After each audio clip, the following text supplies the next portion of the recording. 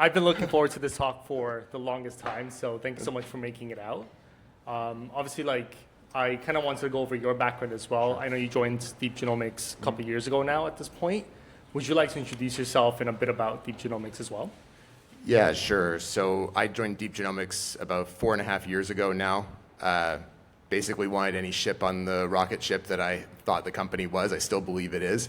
When I first heard of the company, it just intuitively made sense to me to combine and treat genetic code as computer code, apply machine learning to it.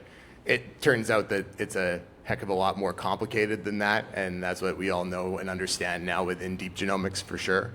But we're really on a good trajectory at the company. I can talk more about how I found it and all that kind of thing, but I started out as a fan. The first time I saw Deep Genomics was in 2017. They had only raised their Series B at the time. That's when I decided this company made sense. From then, I was working at a design consultancy firm in Toronto. Then I had my own startup, which failed. That was the one I was trying to pitch Ricky on. And then I landed at Deep Genomics after that. So I've been around for a few years now working at this company. Amazing. And would you like to tell us where Deep Genomics is right now? Sure. So Deep Genomics is, I think, still the record holder for the largest biotech fundraising round in Canadian history at $180 million US. Raised about $238 million all time for the company. We're the leaders and one of the original companies applying artificial intelligence to drug discovery. Brendan, who's the founder of the company, is a postdoc from Jeff Hinton's lab, University of Toronto, tenured professor there. One of the old guard. A funny story, just to show how deep Brendan's network goes, in 2015, Jensen Huang showed up and donated an NVIDIA GPU to Deep Genomics in 2015. We had one of the original ones still in our server tower at the office. So that's pretty amazing. We're focused on applying artificial intelligence to genetic medicine, mostly in metabolic disorders. So we're developing our own internal pipeline. But we're really laser focused on using artificial intelligence foundation models to solve fundamental problems that are facing drug discovery in genetic medicine. That's where we articulate our value, is right on that paradigm. Makes sense. And we're going to get into the fundraise, the Series C that happened in 2021 in a minute. I just want to understand right now, with the current platform, I believe it's called the BioFM platform. Could you elaborate a bit more into what goes into the different layers of that? And I think you just mentioned as well, you guys have a couple of drugs in the pipeline. Could you elaborate a bit on how does that work exactly? Are you developing multiple drugs in the pipeline, or is it a platform that can work across all sorts of drug developments? Yeah, so maybe I'll go back to a little bit about how the company, when it was originally conceived, was using task-specific models. So we had 40 different models of machine learning, different one for splicing, different one for polyadenylation, different one for these really specific bits of how the genome is regulated. Like everyone else in 2015, 16, 17, 18, 19, we thought that was pretty cutting edge, pretty revolutionary. And then transform architecture, foundation models all come along and kind of reinvent the rules of how AI is being applied broadly. We embrace that, and I think a lot of founders are hesitant to sort of crumple up what they've done and throw it away. But a lot of the models that we had back then are just totally mothballed. What persists is certain elements of our platform that are designed to help the company scale. So we have a robust software engineering team. These software engineers know genetics better than I do, and I have a genetics degree. They're pretty incredible. Machine learning people, experimental biologists. So when we have our platform, what it means is a really interconnected system of workflows, data architecture, data itself, all integrated fully with an experimental biology function.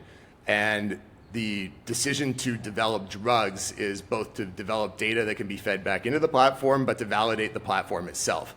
In our opinion, without that lab that's actually producing those results that are tangible and understandable by investors, physicians, pharma companies, what you have is a science project. What we're trying to build is a company that's actually developing drugs and really adding value to the ecosystem. So 4.5 years at the company. Could you go a little more into something that you've seen come out of that R&D? So what's kind of an inflection point that you've personally seen happen at Deep Genomics? Yeah, well, I was fortunate enough to see the introduction to foundation models in the first place. But the first one that was introduced was sort of back in that scientific academic mindset called deep RNA. Really an amazing model. It allows you to predict the results of an RNA-seq experiment in silico like very accurately. But what deep RNA lacks, we still use it for a lot of things that are investigational. It doesn't really have a very clear drug development purpose. It doesn't solve a really, really particular problem, at least not right now. Maybe down the road it'll be useful for novel target discovery once it gains a lot more power and a lot more data. But what we've done is build other foundation models that are designed more around very specific leverage points within drug development. So one that we're starting to disclose now is the challenge of discovering drugs in small interfering RNA. We're seeing quite a bit of success with a model that we built there in predicting both potency and toxicity. It's pretty astonishing to see a problem where the vast majority of the field believes that the best correlation you can get is about 0.2, and within a year we've gone north of 0.6. It's starting to become quite a powerful technology that's actually got the potential there is to maybe even skip in vitro testing if you can get it to work that well. So that's the kind of thing that we're working on right now that gives you the faith that there are actually parts of drug discovery that can be totally reinvented and rethought. Yeah. That's really impressive. So what kind of goes into the foundation models to make it succeed? When you say, you might have the confidence to potentially skip a stage Right. of development at some point, like what kind of data needs to go in? How do you maintain those data sets? How do you eliminate, any sources of errors that might come in? Yeah, so there's a few bits in there. We have some very sort of unsexy stuff that is really important, data catalogs, whatever. We have this open source bit of software. If anybody's doing genomics work, I suggest you use Genome Kit. We don't make any money off of it, but it's basically a browser for the genome. Make sure that whenever you're doing your experiments, you have like very highly accurate sense of where you are, almost like a wayfinding kind of tool. You always know which part of the chromosome you're on, all those kinds of things, and then you can use that information to really be quite specific and consistent in how you treat all your data. So that's one piece of it. But when it comes to data, what we've really observed in working, especially in working with partners, is that there's, the metadata has to be clean, all the things have to be clean, but what our partners in large pharma are exposing to us is that their data isn't actually very good for training machine learning models. What we've discovered is that over the years of their existence, what they've been doing is, in their own interests, designing data sets that are very biased toward discovering drugs. Not really a shocking thing when they're trying to get something that's going to go to the market. What was the number Ricky was talking about? 10 years and $1 billion. Might be conservative, but it's in that range. What you need to train a good machine learning model is noise. You need lots of signal that comes out from the data set. So when we've been designing models, what we do is intentionally design toxic molecules, which no drug developer would ever do. They don't think about doing that kind of thing because you're just going to kill a bunch of rats? Like what exactly are you trying to do here? But that's what we have to do to train a good model that will make it so that maybe we skip cell testing, maybe we don't kill a rat anymore. Maybe that's the kind of level that we can get to. That's a pretty ambitious target to be set at, which is like why we think it's worth doing. Yeah, makes sense. We're definitely going to get back to how you guys work with different partners. Yeah. I wanted to shift gears and go back to the conversation about the Series C. So obviously that was raised in 2021, if I'm not mistaken, $180 million US Precedes dollars. me at the company even, yeah, but I can try to tell you what I can about it. For sure. Sure. And I think it still is one of the only investments made by the Canadian Pension Fund into a life science company as well. So at that time, the goal was 20 internal drug developments, getting into 4 clinics by then. What kind of prompted that change? I guess, how did the team know essentially it was the right time to pivot? Sometimes the right time to pivot is obvious because it slaps you in the face. I think we got a little bit of that from a couple things. One, it's pretty clear when you're working with these task-specific models that they don't scale all that well. You're looking for the one win, and hopefully that's good enough to make a drug. I think when people were getting into AI in that era, it seemed like we didn't have a sense of what the trajectory of AI was actually going to look like, I don't think, at that point. We thought we were on this really steep trajectory, and if you looked relative to today, it was like pretty flat back then. It was just sort of getting kind of useful-ish on very specific things. It could very badly fumble your customer service request at your airline. But looking back, that seems obvious. That wasn't entirely obvious at the time. So the scalability, there was also, I think, some lack of thought that was advanced all the way to the level of like clinical and market at the company. I think if we're being honest about it, one of the drugs that was really promising that came from one of these task-specific models. So in my mind now, looking back, it was a very good drug. The science was good, but ultimately that was kind of a bit lucky, if we're being honest. That drug would have been useful at such a limited population. You would have required 12 separate hospitals in Spain to get 12 patients. It just doesn't work. And there was no way to actually do that, and that wasn't a risk that was identified by the company. Now, we built all this architecture, this genome kit, data systems, just even the hard-won lessons of working with different tissues and cell types and everything. And then all of a sudden, transformers come along. And thankfully, our team is incredible, and they jumped right at it. They started working with it immediately. And suddenly, this one model, Big RNA, this first one, was outperforming all the 40 models that we had built before over the previous 5-6 years. I mean, the future was pretty clear at that point. Probably mothball the rest of them and start working on new stuff. Then the question starts to become, what exactly do you point this very powerful model at? And we took a little while to figure that one out. And now we've built the right executive team, the right leadership team, all these things that are focused on solving these real pain points within genetic medicine drug discovery. And we think we're on a very good trajectory right now. I would say, I think the change that happened internally all those years ago still happened a lot before what I've seen with a lot of other companies. You look at Recursion, they had a merger, 2 years ago. Benevolence AI almost shut down as well. And those happened many years after Deep Genomics' own pivot.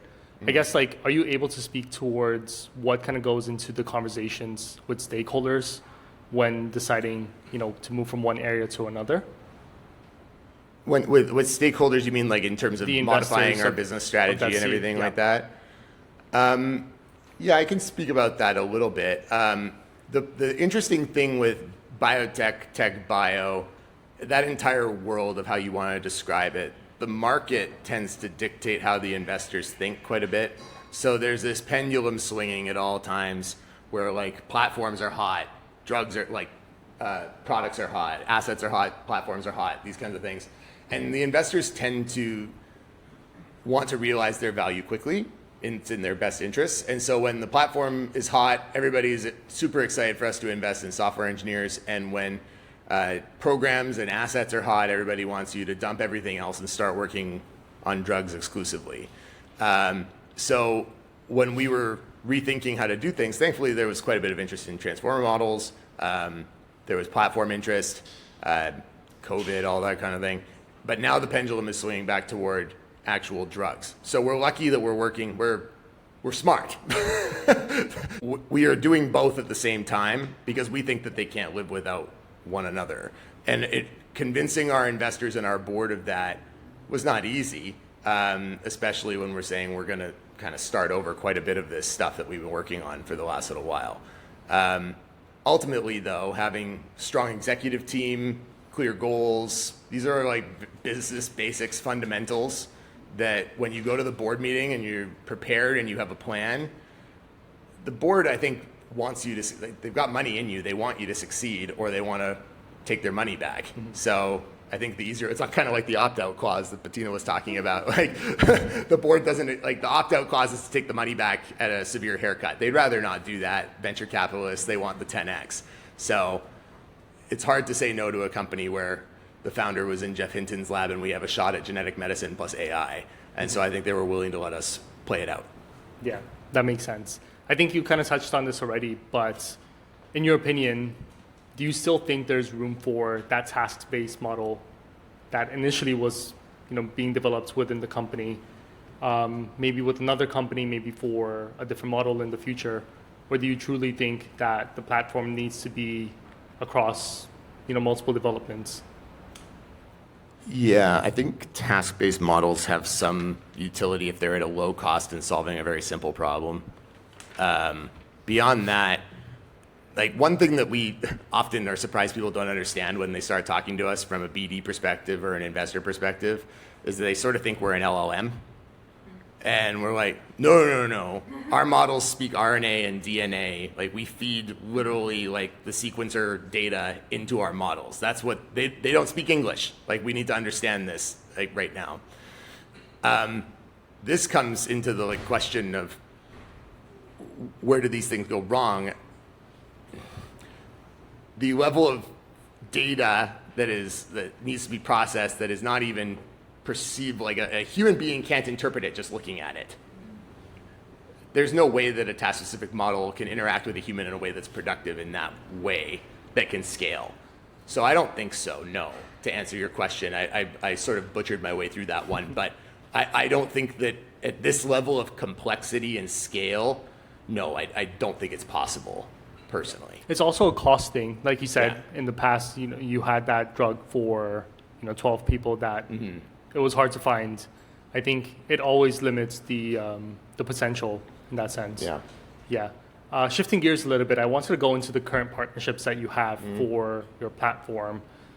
How do you look into that from a financial perspective? I guess it's different owning an asset versus relying potentially on milestones or royalties, if that's even the way you guys are thinking about it. Yeah, I mean, they are definitely milestone royalty based, that kind of thing. Like if you looked at some of the numbers and how the contracts are written up, it's not too different from a standard biotech pharma deal. But what we do is we are primarily focused on making sure that these companies actually understand what we're doing and where the value is that's added. A big part of the thing that we think we have to overcome most of the time is that there are a lot of charlatans in AI drug discovery. That's how our CEO would put it, Brian, is that it's a lot of people that bolt on AI or just say the word AI and they try to get in the door no matter what. And and I don't blame the pharmas. They don't have the heritage in this. It's hard to tell that apart if you don't know what you're really talking about. So we have to spend quite a bit of time proving to them that what we do is real and what our peers are doing is actually not real. So a lot of the deals that we go into are sort of proof of concept pilot studies that are then like intrinsically tied to something bigger down the road. And so the economics are modest, but the downstream economics are quite huge. That's the kind of structures that we put in place. Absolutely. And my next question was actually something I found out this morning. I came across Regress, which, for those of you that don't know, is an open source model developed by Deep Genomics. Oh, Repress. Yeah, sorry about that. Just curious, so if models are becoming more and more commoditized, where is essentially the competitive advantage of a company like Deep Genomics in the future? Yeah, so it's that intersection between the lab and the platform. That's where that loop occurs is dramatically important because, one, I already talked about the quality of the data you need to develop and the design of the data set itself. Those two things are fundamentally important. The other piece is just the expertise of the people running those operations. Our people we like to call them multilingual. They speak biology, they speak machine learning. That's the kind of talent that we tend to hire for. But it also comes across in the ability to understand what good looks like when you're evaluating the performance of the model. So like I like to tell people, if your Gemini or ChatGPT spits out 5 + 5 = 12, well, everybody flags that one. That one's pretty easy. It says that Mark Carney is the president of Canada. Well, Canadians know where the error is in that statement, but not necessarily everybody in the world. It spits out that this siRNA is predicted to be more toxic in a hepatocyte. Who exactly is ready to make an evaluation whether this this model is full of it or not? The actual answer is nobody, but we have some experts that can sort of give it like, well, that sounds reasonable. Let's go test it in the lab. And so that's the level of de-risking that happens now is we have experts that have been doing siRNA design for a long, long time, And they understand, like, when the machine spits out something outlandish, they go back to the drawing board. They don't just go and waste money in the lab. So we have a lot of discipline and a lot of expertise that comes into play. So I think the moats are actually stronger than you might imagine. And it's not as though these companies can just go scrape the internet for data like the Anthropics and the OpenAIs of the world can do. They can just go out and get whatever data they want.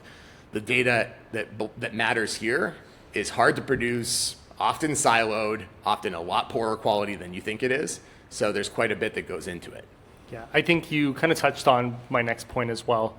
So the advantage is really coming from having the lab, having people actually looking into that data, making sure it's not making mistakes, correcting it before it's too late, exponentially. Where do you think humans will kind of be essential in the long run for drug development? What's kind of the one area that you feel would be untouchable? Ooh, untouchable.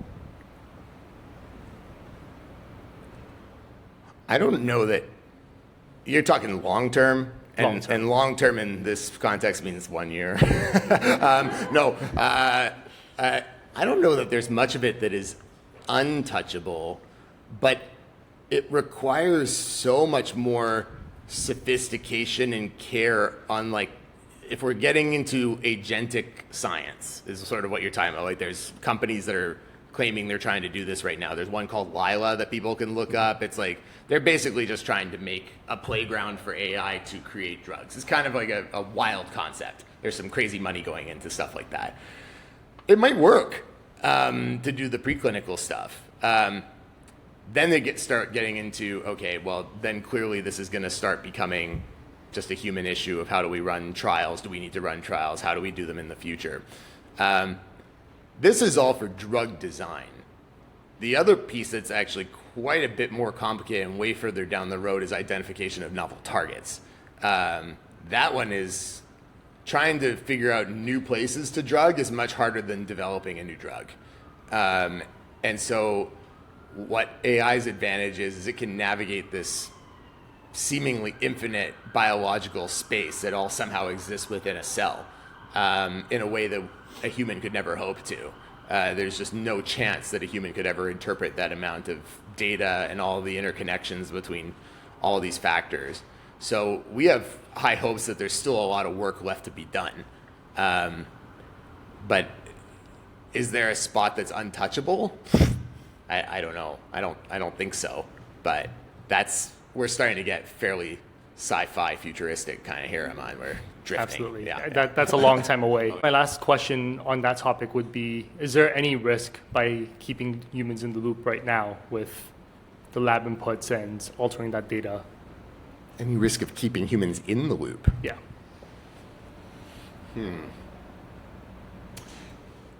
The only questions you have are where are the most common sources of human error? Transcribing, copying, and pasting data might seem like an obvious one. Maybe just screw ups in the lab, people mislabeling samples or putting them in the wrong fridge or something like that. But I tend to believe that the people we have, at least, they're adding more value than we could replace with any systems like that right now. My last question for you is kind of where is Deep Genomics heading over the next couple months, and is there anything you'd like to share with the audience today? Deep Genomics is pressing forward. We have a couple of partnerships with major pharmaceutical companies that are going very well. We are hiring lots of folks. We're growing in Toronto and in Cambridge and in remote positions. Lots going on at the company. The company is a great place to work. If anybody's looking for jobs, go apply. It's an awesome spot. We have offices in town. We're going to continue.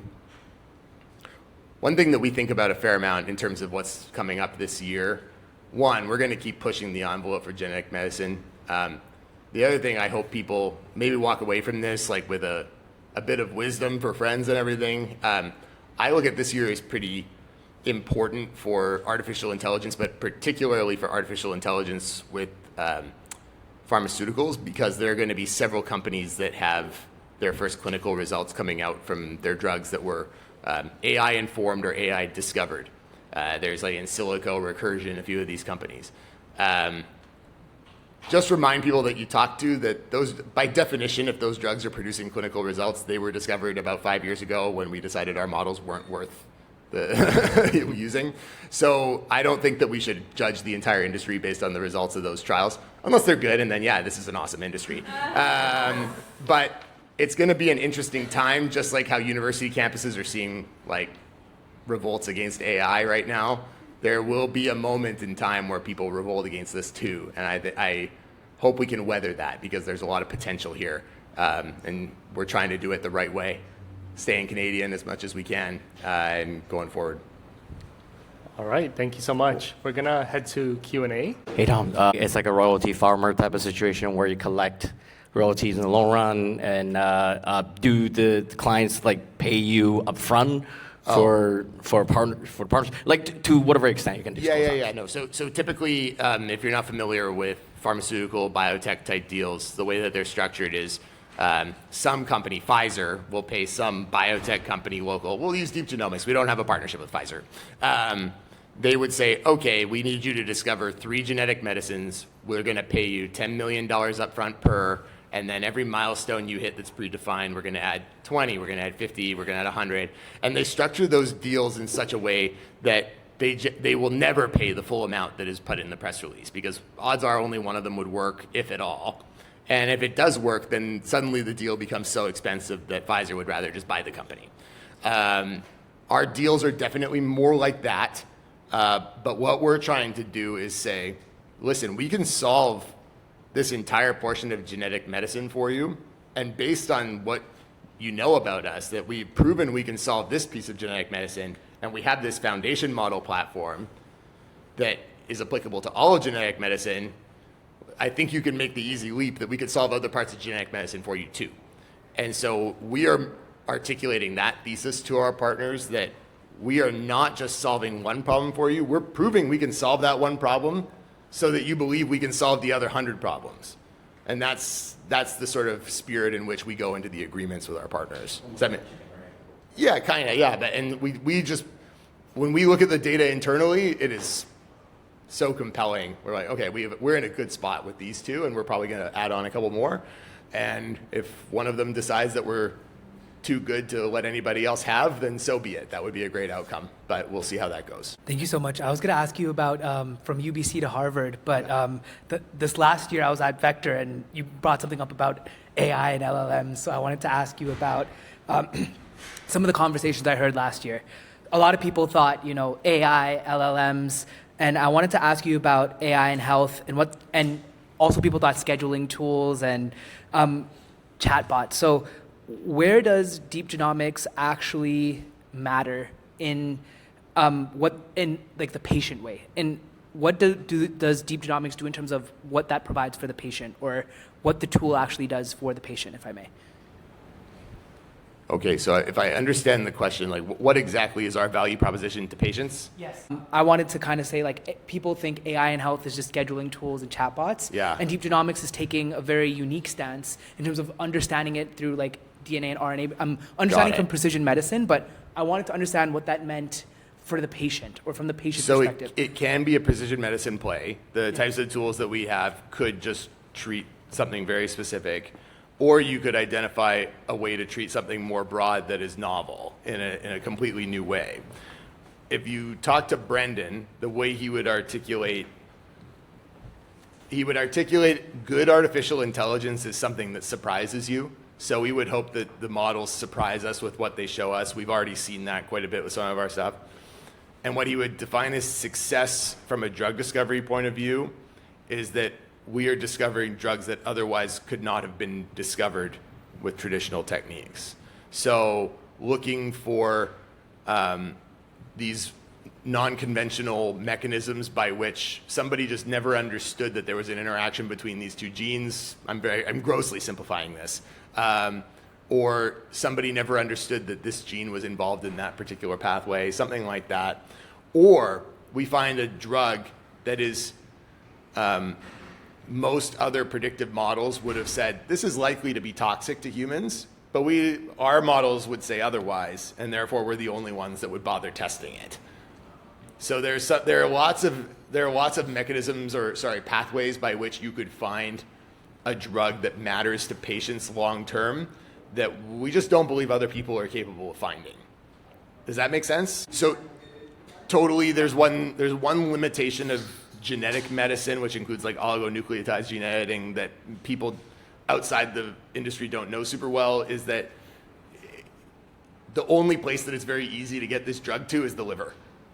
So you're really constrained by what you can design without some accompanying technology for delivery. So you can go liver because you can just put it subcutaneously and everything ends up in the liver. That's just how the body works with these types of drugs. You can go into the central nervous system if you will inject directly into the spine or into the brain directly. You can do that. You can inject into the eye. You can inject into the testicle. There's a few things where you could do that, where you can find the commercial opportunities is a whole other option.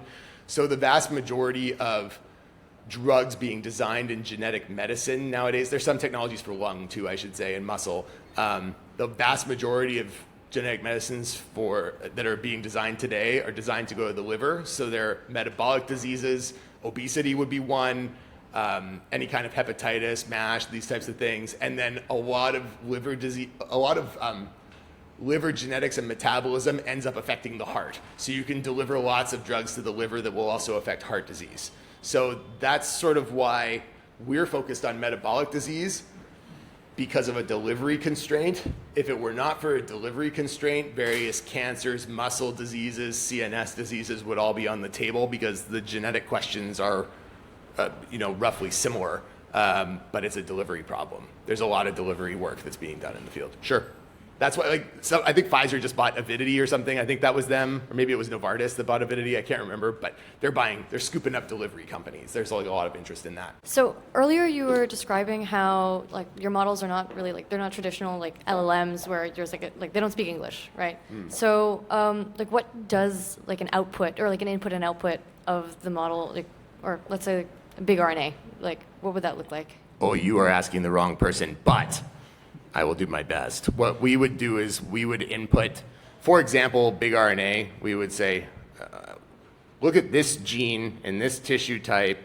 What would you expect to be expressed in an RNA-seq in this cell type or something like that? We can do that kind of prediction, and it'll spit out like pretty much an accurate RNA-seq experiment for that particular question that you're asking. We can also say, imagine that we engineered a steric blocking oligonucleotide that would do this function. What would the impact on the rest of the expression be if we did that perturbation? And we could predict that kind of thing with big RNA. We could predict that kind of thing with some of the other foundation models that we built. Again, they all rely on this same underlying architecture that is our biological foundation model platform. So we're able to do those things. And then, even better, we can have those models kind of triangulate on the same question, which is very fun, and start using like embeddings from big RNA and repress all at the same time, and start to get really a lot more conviction around some of these answers. And that's sort of where like the secret sauce of our company comes, is that we have this like fully integrated loop of systems that gives us really robust hypotheses, and we go and test them, and we come back and put that data back in. So it's all like, I wish I was more technical to give you a better answer than that, but that's the general hypothesis of the whole company and everything summed up quite succinctly. Thank you so much, Tom. Sure.